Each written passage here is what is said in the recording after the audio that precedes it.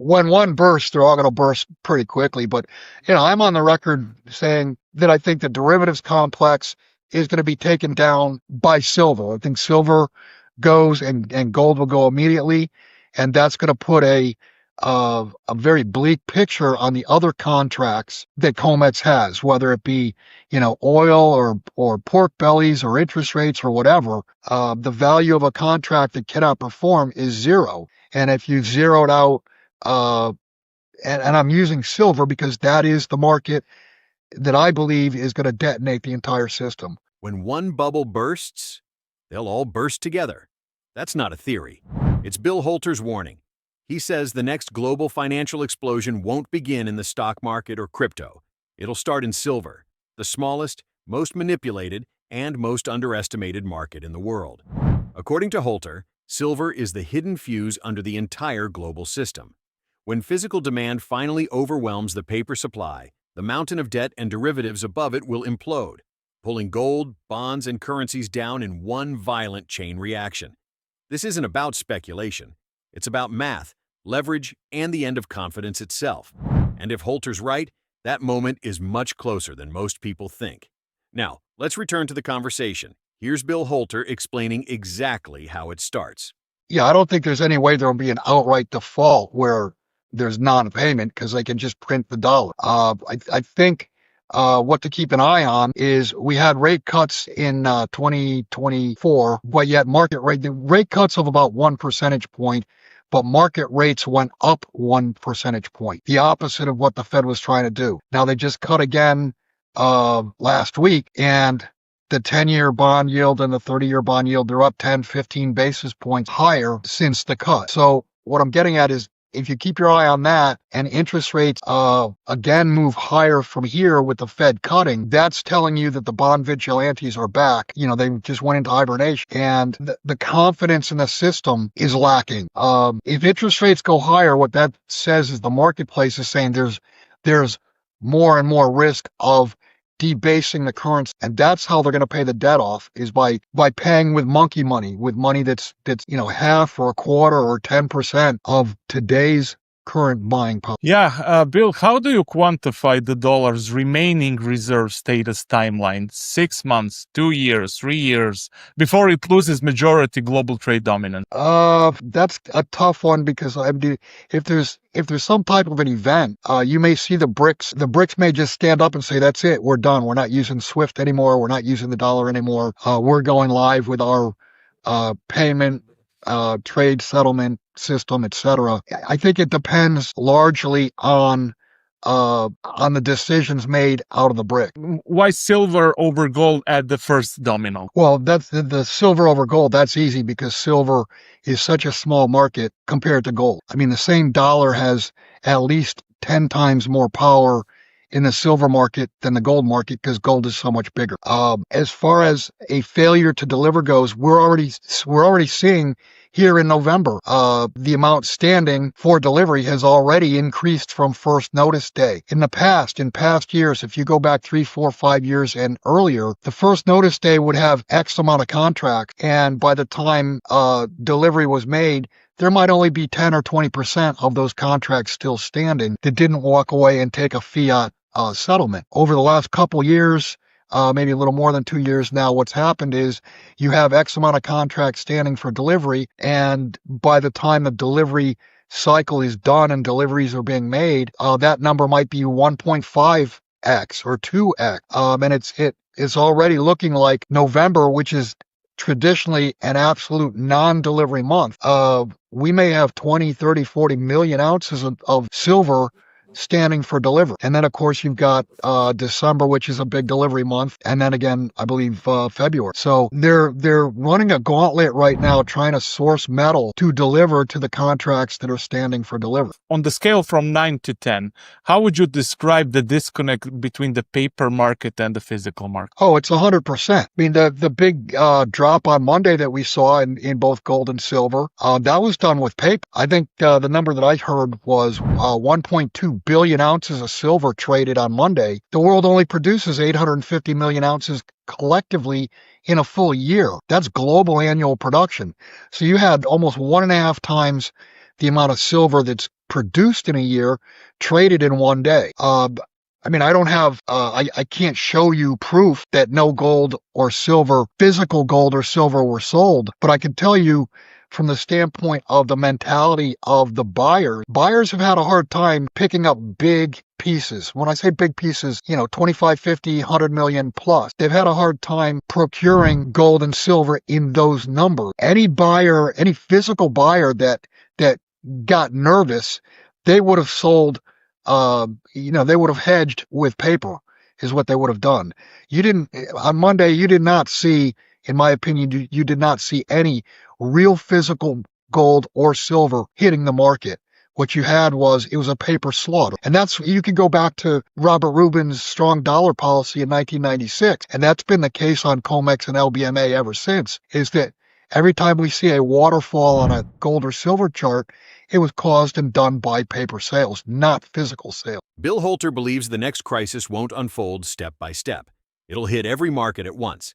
Every major financial instrument today, stocks, bonds, commodities, even currencies, is connected through an invisible web of derivatives.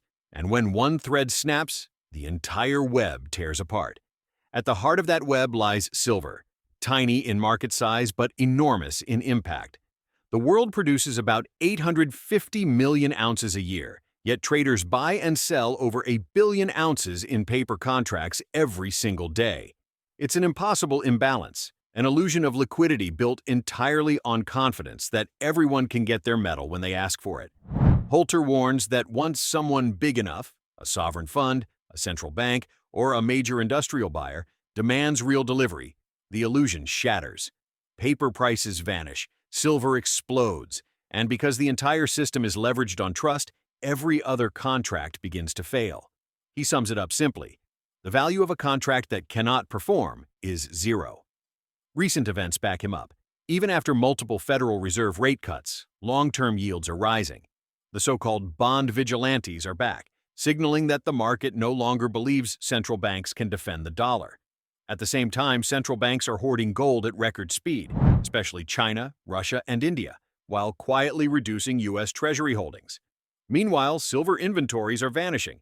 London and New York vaults are draining. India's imports are surging, and premiums in Asian markets keep climbing. These are not random blips. They're early tremors before the quake. Holter calls this phase the Great Taking. Since 2014, laws have redefined depositors and investors as creditors. Your bank deposits and brokerage assets are no longer legally yours. They're liabilities of institutions that may use them to plug their own holes when the system buckles. His advice to investors couldn't be clearer. Hold physical gold and silver, not digital promises. Direct register your shares, DRS, to truly own them. Exit the system before it reclaims what you think you own. Holter also predicts a bizarre mix of inflation and deflation. Inflation in what you need to live, and deflation in what you own on paper. Groceries, energy, and shelter soar. Stocks, bonds, and real estate collapse. The result: purchasing power evaporates while asset values disintegrate. That, he says, is how confidence, the core of modern finance, dies. And when silver finally breaks free from its paper chains, that death will be instantaneous. Here's how Holter connects these dots to the collapse already forming beneath us. Central banks have their purchases have been continually expanding. They've gotten bigger and bigger and bigger. They know.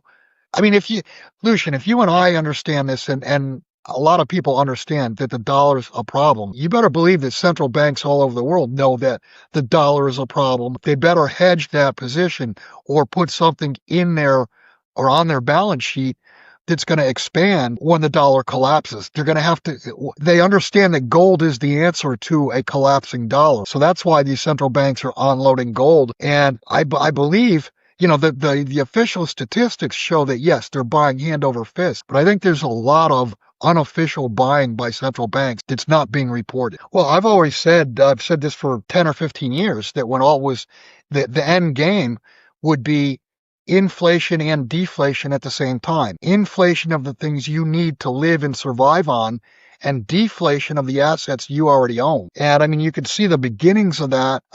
Just look at the commercial real estate. That's collapsed 50% or more. And here we are looking at credit, look at the auto loans. I mean, auto loans are cratering. Look at home loans. Home loans, late payers. I mean, those are expanding. All the classic signs of a credit problem, they're right in front of your face. And a credit problem means forced liquidation. In other words, it means owners of assets are being forced to liquidate them.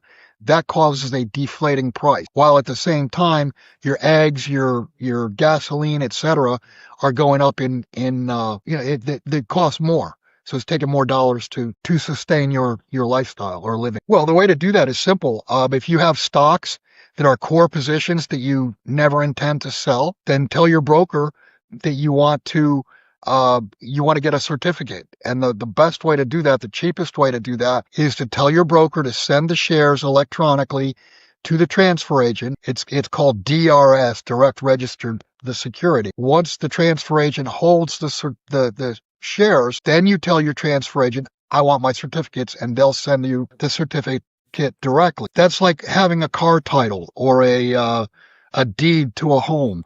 It's proof positive that you own those shares, because with the Great Taking, and the Great Taking is no joke, all of those laws are on the books. The ink is dry. They've been doing this since 2014, getting ready basically to bail in the public. When you deposit money at a bank, you're no longer considered a depositor. You're a lender. When you deposit shares at a broker, those are no longer your shares legally. They're the broker's shares legally for your benefit. So if your bank or your broker goes under, they're going to take your assets to try to fix their problem. So that's a getting good out of the point. system. If you have bank balances, or when people ask me how much gold or how much silver should I own, my simple answer for the last probably 4 or 5 years now is you put into gold or you put into silver whatever amount you don't want to lose, because gold and silver cannot bankrupt in a world that is going to be everything is going to bankrupt. The whole debt facade is going to come down. When one bursts, they're all going to burst pretty quickly. But, I'm on the record saying that I think the derivatives complex is going to be taken down by silver. I think silver goes and gold will go immediately. And that's going to put a very bleak picture on the other contract that COMEX has, whether it be, oil or pork bellies or interest rates or whatever. The value of a contract that cannot perform is zero. And if you've zeroed out, and I'm using silver because that is the market that I believe is going to detonate the entire system. So here's the question Bill Holter leaves hanging in the air. Do you actually own what you think you own? Because when this reset comes, only what's under your direct control, in your hands, in your name, will truly belong to you. Everything else is just a digital promise. Holter's message to every gold and silver investor is simple. Don't wait for permission to act. Move out of the system before the system moves on you. Convert paper claims into tangible wealth. Protect not only your money, but your independence. This isn't about panic. It's about preparation. And the window to prepare is closing faster than most people realize. If you found this analysis valuable, do 3 quick things right now. Subscribe for more hard-hitting interviews and insights. Like the video to help it reach others before the next shockwave. Share it with anyone still trusting the old financial order. Then tell us in the comments, do you believe silver will really be the spark that brings the system down? Stay sharp, stay informed, and remember, when confidence dies, only real assets survive.